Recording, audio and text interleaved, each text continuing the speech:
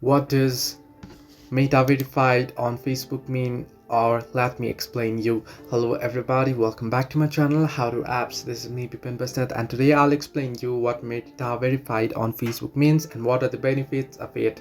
Now basically, if you open up Facebook here, now I'll just head it back right quickly. If you head into your menu and if you head into settings and if you head into account center section, you'll get the Meta verified option there under account settings. If you tap on it, you can see it says build trust with Meta. Right now, what does it mean? Basically, it is a paid subscription for eligible profiles to establish their presence on Instagram and Facebook. This subscription comes with benefits that are only available for eligible profiles that successfully completed the verification process.